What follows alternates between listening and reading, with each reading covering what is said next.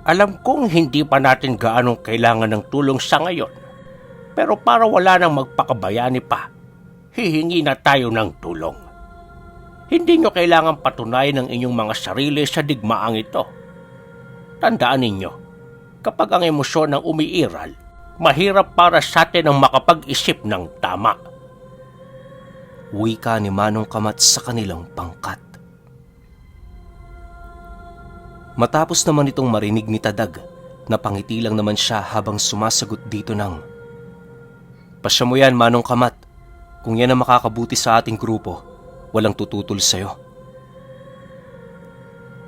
Nang marinig naman ng matanda ang kanyang sinabi, ngumiti lang naman ito habang dahan-dahang tumatalikod. Paglabas ni Manong Kamat sa kanyang bahay, agad naman yung naglakbay patungo sa baryo ng mga antingero. Sa pagkawala nito, agad naman niyang inutusan ng kanyang mga tauhan na magbantay malapit sa palayan. Kinakailangan din nilang gumawa roon ng maliit na kubo nang sa gayoy may masisilungan sila kung sakali mang dumating ang ulan. Sa pagsapit ng gabi, nanatiling alerto ang kanyang pangkat. Wala na ding tao noon sa kanyang bahay, gawa ng lahat sila nasa labas at nagbabantay. Iisang gasera lang din ang nagbibigay liwanag nila sa lugar, kung kaya't limitado ang kanilang paningin sa paligid. Maya-maya pa, bahagya namang nabaling ang atensyon ni Tadag sa kanyang tabi nang maramdaman niya ang pagdating ng diwatang kanyang katiwala. Nasa kaanyo-anyo ng bata, kung kaya't hindi ito gaanong napansin ng mga tauhan niya. Pagsilay niya dito, nasipat naman niya yung ngumiti habang naglalahad ng pakay nito sa kanila. Ayon sa diwatang yon, nagpasya na yung tumulong sa kanilang grupo. Hindi na kasi nito maatim ang pananatili sa loob ng kanyang bahay, gayong lahat sila gabi-gabi itinataya ang kanilang mga buhay. Dagdag pa nito na upang magwagi sila sa digmaang kanilang kinakaharap, kailangan nilang makuha ang lahat ng tulong na merong potensyal sa pakikipagdigma. Inilahad din ng diwata sa kanya, hindi ito sumilong sa kanyang puder para lamang magtago at magkibit balikat sa mga nangyayari. Matapos itong mailahad ng diwata, inalok nito si Tadag ng isang duelo nang sa gayoy maipakita nito kung karapat dapat ba itong sumama sa kanilang pangkat. Subalit dahil sa nagbabantay sila noong mga oras na yon, kung kaya't hindi naman ito pinaunlakan ni Tadag. "Ikaw ang bahala. Kung yan ang desisyon mo, gawin mo. Masaya ako't nagpasya ka na ding tumulong. Bulalakaw na nagbabalat kayo bilang isang mahinang diwata." Wika ni Tadag nang marinig nito ang sinabi ng bata. Kasabay ng kanyang pagwika ay ang pagngisi naman ng batang yon habang nananatiling nakatitig sa kanya. Dahil sa pag-uusap nila, lahat ng kanyang mga tauhan ay animoy natigilan sa ginagawa nitong pagbabantay sa kanilang lupain. Halos hindi kasi nila inaasahan ang pangyayari, lalo pat ang buong akala nila wala namang espesyal sa diwatang yon. Napagkamalan nga yun ng kanyang mga tauhan bilang isang diwatang alaga lamang ng mga Diyos sa kalangitan. Sa pag-alis ng batang yon sa kanilang kinaroroonan, agad naman nila yung pinag-usapan. Maya't maya ang tanong ng mga ito kay Tadag pero hindi naman niya yun gaanong pinagtuunan ng pansin. Nang medyo hindi na niya maatim ang pangungulit ng mga tauhan niya, nagpasya siyang ikwento sa mga ito ang tungkol sa diwatang nagngangalang Bulalakaw. Ayon kay Tadag, kagaya ng mga diwatang nagbasbas sa kanila, nagtatangan din ng hindi pangkaraniwang lakas si Bulalakaw. Isa yon sa mga diwatang palaging kasama ng kaptan, kung kaya't hindi niya maipagkakaila ang lakas ng kapangyarihan nitong tinatangan. Yun din ang palaging pumapagitna kapag nag-aaway ang magkapatid na diwata ng pakikidigma. Dagdag pa ni Tadag na sa lahat ng diwatang naninirahan sa kanlaon, ito lamang ang bukod tangi na nagtataglay ng anyo ng isang umaapoy na ibon. Ang mga balahibo nito kayang gumamot sa anumang uri ng karamdaman ng mga ordinaryong tao. Nagbibigay buhay ang luha nito at tuwing lumilipad ang diwatang yon, nagbibigay ito ng kasaganaan sa mundo. Bagaman isa yon sa mga diwatang hindi gaanong nakikipaglaban, hindi rin yun dapat maliitin sa kadahilan ng kaya nitong tumupok ng kahit na anong mutyang nabubuhay sa katawan ng tao. Wala ding kakayahan ng kahit na anong masasamang nilalang na lumapit dito sa oras na nagpasya yung bumalik sa orihinal nitong anyo.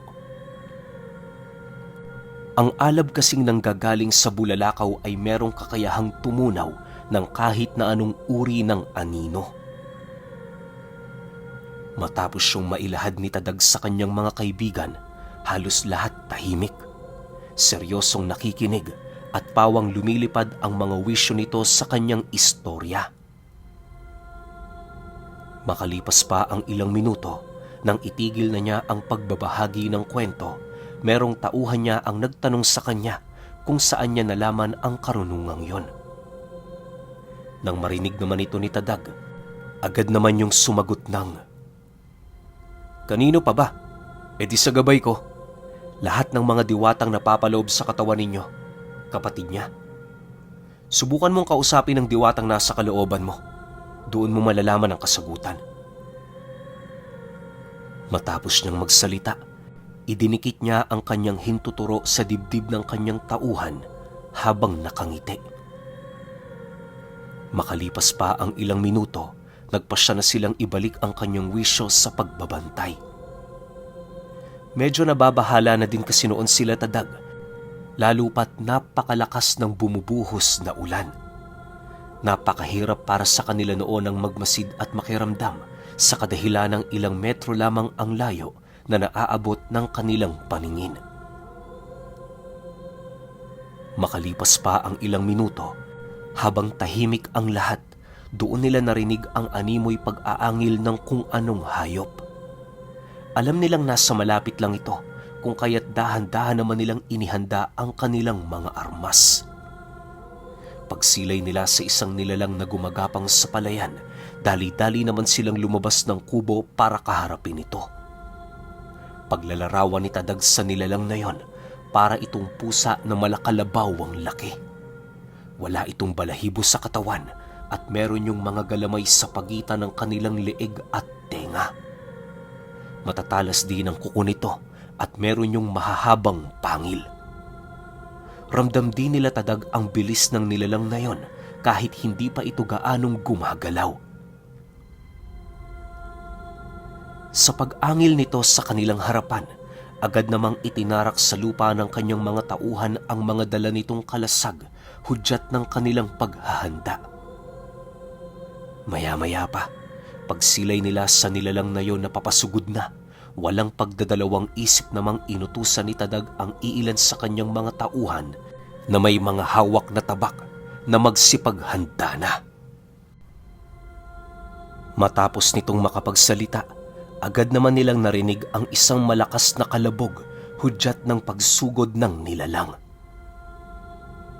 Dahil sa ginawa nito, kung kaya't napilitan naman sila Manong Tadag na umatras ng bahagya habang maigi nilang pinag-aaralan ng pag-atake ng nilalang. Maya-maya pa, nang matansya na nila ang lakas nito, doon na sila nagpasya na humiwalay sa mga tauhan niyang may hawak na kalasag. Mabilis na nilang pinaikutan ng nilalang na yon upang hindi na ito makalayo sa palayan. Nang may isa katuparan na nila ito, binigyan pa nila yon ng pagkakataon na sumuko, subalit bigo silang makakuha ng kasagutan na nanggagaling dito. Sa isip-isip noon nila Tadag, hindi nagmula sa ordinaryong tao ang nilalang na yon, bagkus ay isa talaga itong itim na engkanto na animoy pinagtagpi-tagpi ng kapangyarihan ng kuba. Naniniwala sila Tadag, walang kakayahan ng ganoong uri ng nilalang na lumitaw sa mundo ng mga tao, maliban na lamang kung merong isang malakas na puwersa ang nagpahintulot dito. Naniniwala sila, iisa lamang ang may kagagawa ng bagay na yon at yon ay ang bertud ng agaras. Ang labis lang nila noong ipinagtataka ay kung bakit nagagawang magamit ng kuba ang bertud sa kabila ng pagiging hindi nito buo. Sa pagpapatuloy ng mga kaganapan, halos kitang-kita ni Tadag ang paghihirap ng kanyang kasama. Ibinuhos na nila ang lahat ng kanilang armas pero bigo pa rin silang mapatumba ang nilalang. Ang labis pa nila noong ikinakabahala ay ang mabilisang paghilom ng sugat nito kahit punong-puno ng sumpa at pangontra ang kanilang mga dalang tabak at iba pang mga sandata. Makalipas pa ang ilang minuto, bahagya namang natigilan ang nilalang na yun sa pagsugod nang makarinig ito ng isang malakas na pag-atungal di kalayuan sa lupain ni Tadag. Sa isang iglap, nasipat nila ang iba pa nitong mga kauri na dahan-dahang naglalakad papalapit sa kanilang kinaroroonan. Ang iilan sa mga nilalang na yon ay may tangang ang gitay, indikasyon na nagawa nitong magapi ang mga kaibigan niyang nagbabantay sa hangganan ng kanyang lupain. Dahil sa mga bagay na kanyang nasilayan, halos pagsusumpain naman niya ang mga nilalang. Nang hindi na maatim ni Tadag ang mga bagay na kanyang nakikita, walang pagdadalawang isip siyang humiling ng lakas sa kaptan. Hindi naman ito tinutulan ng kanyang nais, gawa ng maging ito man ay halos hindi na masikmura ang mga nangyayari sa mundo ng mga tao. Maya-maya pa, nang mataglay na niya ang kakarampot na lakas nito, buong puwersa naman niyang hinugot ang kanyang latigo at walang habas siyang pinaghahampas. Paglapat ng kanyang latigo sa katawan ng nilalang, bigla na lamang itong napakaripas ng takbo papalayo habang nag-aangil. Hindi na nito nagawa pang makalaban sa kanya sa kadahilan ng kahit anong gawin ng nilalang na yon, animoy wala na itong kakayahan para paghilumin ang pinsalang natamo nito sa kanyang latigo. Nang magkaroon na yon ng sapat na layo sa kanilang grupo, muli yung umangil na siya namang naging hudyat sa mga kasama nito para sumugod. Habang pinagmamasdan nila Tadag ang mga nilalang sa kasagsaganang ulan, halos hindi naman nila maiwasang kabahan gawa ng kitang-kita nila ang dami nito. Paglalarawan niya sa mga ito, para yung mga asong naninila sa kalagitnaan ng bagyo. Ramdam din nila ang kawalan ng takot ng mga nilalang na yon na para bang wala itong kakayahan na makaamoy ng panganib sa kanilang harapan. Dahil dito, napilitan naman ang grupo nilang humarap gawa ng responsibilidad nilang ipaglaban ang lupaing matagal ng panahon na nilang pag-aari. Wala namang kasiguraduhan na sila'y makakaligtas sa digmaan at hindi na nila yon inisip alang-alang sa kanilang mga paniniwala. Manong Tadag, kung sakali mang hindi kami makaligtas dito, sabihin mo kay Manong Kamat wala siyang kasalanan sa mga nangyari. Parte ito ng aming tungkulin, kaya inaako namin ang buong responsibilidad sa aming mga buhay. Wika ng isa sa mga tauhan niya. Ano bang pinagsasasabi mo? Pinanghihinaan ka na ba? Huwag kayong mamatay. Isang kahiyahiyang kamatayan ang mapaslang sa lupang inyong pinagsisilbihan. Kung susuko na kayo, dalhin niyo sa labas ng lupain ko ang digmaan. Doon kayo mag-alay ng buhay. Huwag dito. Masyado kang nawawala ng tiwala sa pangkat na kinakaaniban mo. Seryosong sagot naman ni Tadag sa antingero. Matapos naman itong marinig ang kanyang sinabi, wala naman yung ibang nagawa kundi ang mapabuntong hininga habang patuloy na pinagmamasdan ang paglapit sa kanila ng mga nilalang. Maya-maya pa, nang ilang dipa na lamang ang pagitan ng mga ito sa kanila, laking gulat na lamang nila Manong Tadag nang lumitaw sa kanilang harapan si Bulalakaw. Nasa espiritual na anyo ito kung kaya't inaasahan na nilang limitado lamang ang pananatili nito sa mundo. Pagsugod nito sa kanilang mga kalaban, kitang-kita nila ang pagbagsak ng malalapad nitong balahibo na agad namang tumupok sa mga nilalang. Dahil sa ginawa nito, kung kaya't kahit papaano nakahinga naman ng maluwag ang mga tauhan niya. Kahit alam nilang matindi ang naibigay na pinsala ni Bulalakaw sa kanilang mga kalaban, hindi pa rin nila ito binigyan ng pagkakataon para makabawi. Habang nilalapitan nila ang mga nilalang, dala-dala nila ang galit sa pagpaslang ng mga ito sa anggitay at mga tikbalang. Kahit nasisipat na noon nila Tadag na hindi makakalaban ang mga nilalang na yon, walang awa nila yung pinugutan ng ulo. Matapos nilang malipol ang kanilang mga kalaban, itinambak nila ang mga bangkay nito sa gilid ng palayan. Nang masipat naman ni Tadag na wala na sila doong gagawin, inabisuhan naman niya ang kanyang mga tauhan na bantayan ang mga bangkay. Pagbalik niya, dala-dala na niya ang isang bato na ibinigay sa kanya ng lahi ng mga balbal bilang regalo. Pagbulong niya rito, paisa-isa namang lumitaw ang mga balbal sa paligid. Nang masipat niya ang pinuno ng mga ito, agad naman niya yung kinausap ukol sa mga nilalang na kanilang nakalaban. Magandang gabi, Manong Tadag. Napakasarap naman ang handa nyo para sa amin. Ako'y nagagalak sapagkat sa dinami-rami ng mga katulad namin na naghahangad na makakain ng ganitong putahe, kami ang binigyan ninyo ng pribilehiyo. Sabihin ninyo, ano ang ipapalit namin dito? Bungad na wika ng gabunan ng mga balbal paglapit nito sa kanya. Matapos nitong makapagsalita, agad naman yung lumuhod sa kanyang harapan, pagpapakita na kahit saang aspeto, mas malakas pa rin ang pangkat niya sa angka nito. Nang marinig naman ni Tadag ang sinabi ng pinuno ng mga balbal, agad naman siya doong sumagot ng, proteksyon para sa mga taong naninirahan sa baryong ito. Hindi nyo naman sila mga pagkain, di ba? Hanggat hindi sila namamatay. Dahil sa kanyang sinabi, napangisi lang naman ang pinuno ng mga balbal habang nakatitig sa kanya. Maya-maya pa, nang magkaroon na ito ng lakas para sumagot, doon na nito inilahad sa kanya ang humahadlang sa nais niya doong ipagawa.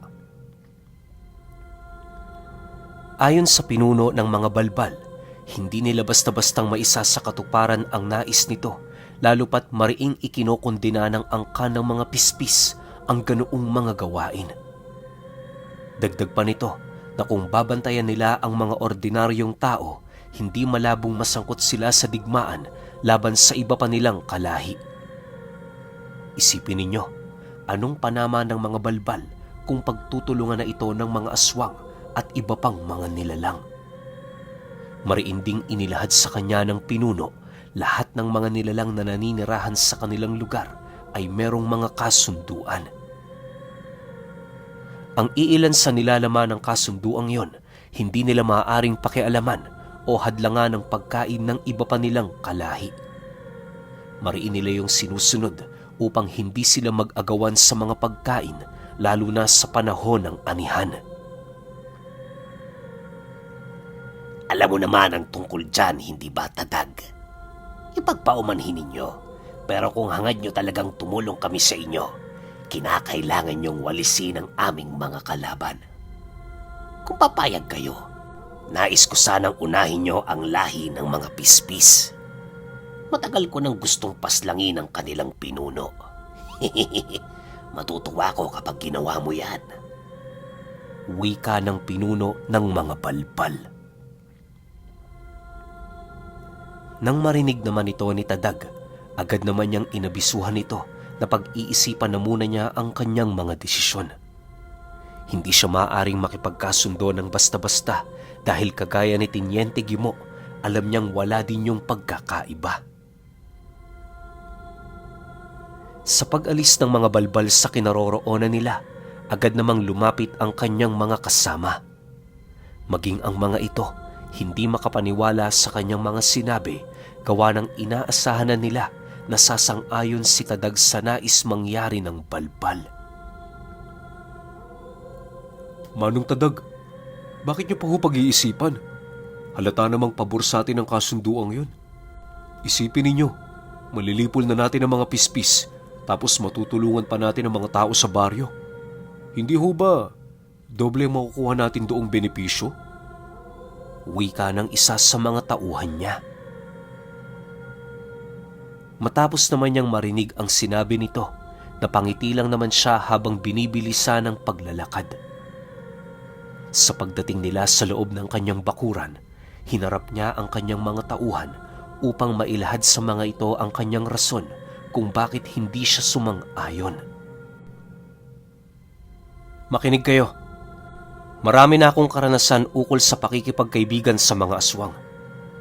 Hindi na bago sa akin ang alok nila kanina, ngunit ako'y nababahala na baka meron tayong masagasaan sa kasunduang yon. Likas na sa kanila ang pagiging traidor. Una, ipaparamdam nila sa iyo na alipin niyo sila. Subalit kapag tumagal na, doon niyo na mararamdaman ang kakaiba nilang intensyon. Hindi ba kayo nagtataka kung bakit ko pinatay si Teniente Gimo? Kayo na ang humusga. Wika ni Tadag sa pangkat niya.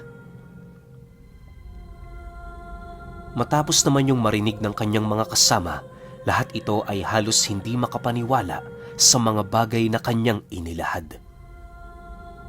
Bagaman simple ang kanyang salaysay na inihayag, tila bang hindi pa rin ito nauunawaan ng kanyang mga kaibigan.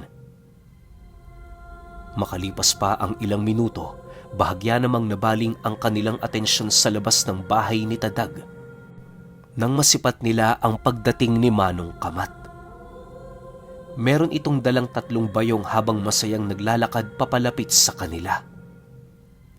Pagharap naman ni Tadag at ni Manong Kamat, agad naman itong inilahad ang tungkol sa kanilang bisita. Nga pala mga kasama, nais kong ipakilala sa inyo si Tandang Ibok. Bungad na wika ni Manong Kamat habang itinuturo ang isang matandang naglalakad di kalayuan sa kanilang kinaroroonan. Nang masipat naman ito nila Tadag, halos hindi nila mapigilang mamangha sa mga bagay na kanilang nakikita. Paglapit ni Tandang Ibok sa kanila, panay naman ang pagngiti nito habang paisa-isa sila nitong pinagmamasdan. Ayon kay Tadag, pangkaraniwan lang ang kasuotan ng matandang yon, pero halos hindi niya mawari ang mga karga nito. Pakiramdam niya, nasa ibang lebel ang matandang yon na animoy kahit taglay na niya ang karunungan ng kaptan, hindi niya pa rin yon mabasa. Sa pagpapatuloy ng pagmamasid nila, kampante namang umupo ang matanda sa tabi niya habang nananatiling tahimik. Makalipas pa ang ilang minuto, pinapasok na din niya yon sa loob ng kanyang bahay para magpahinga. Pansamantala, doon muna ito manunuluyan hanggat hindi pa naayos ang silid nitong naroon sa bahay ni Manong Kamat. Sa pagsapit ng madaling araw, patuloy naman ang kanilang pag-uusap. Doon na pag-alaman ni Tadag, hindi pala pangkaraniwang antingero ang matandang yon, bagkas ay isa itong ermetanyo. Marami yung karanasang ibinahagi sa kanila pero hindi niya mawari kung yun ba ay totoo. Ayon sa matanda, noong kabataan pa niya, ginugol niya ang kanyang panahon sa loob ng isang napakalaking kuweba. Doon niya hinanap ang kanyang sarili hanggang sa maunawaan na niya ang kahulugan ng buhay. Dagdag pa nito na sa pamamagitan ng pag-uunawa, makakamit ng isang tao ang kakayahang hindi nakakamit ng karamihan. Matapos nitong makapagsalita, agad naman itong ibinaling sa pagbibiro ang paksa ng kanilang usapan. Si Tadag naman noon na natiling nakatingin lamang kay Tandang Ibok at hindi umiimik. Alam niyang maraming inililihim sa kanila ang matanda sa kadahilan ng yun talaga ang karaniwang pag-uugali ng mga ermetanyo. Lumipas pa ang mga araw Habang patagal na nila yung nakakasama, tila bang hindi man lang ito nababahala sa nakaambang digmaan sa lugar nila. Habang abala kasi sila noon sa pagsasanay, nakatuon naman sa pagtatanim ng mga gulay ang wisyo ng matanda. Hindi naman nila ito sinusuway. Gawa ng ayon kay Manong Kamat, matagal nang nakahiligan ni Tandang Ibok ang pagtatanim. Dagdag pa nito, yon ang rason ng matanda kung bakit sumama yon patungo sa lupain ni Tadag. Huwag mo nang alalahanin niyang si Ibok. Simple lang yan, pero di hamak na mas malakas yan sa ating lahat dito. Wika ni Manong Kamat. Okay, grabe. Mukhang mas tumindi pa yung puwersa ngayon nila Tadag ah. Isipin ninyo si Bulalakaw tsaka tong si Tandang Ibok. Pero ano kayang kakayahan nitong matandang to, no? Para wala na tayong maraming tanong, isusunod natin yung 24 at 25. Pero syempre, magkasunod yun bukas. Kaya, pahintay na lang ako. Salamat.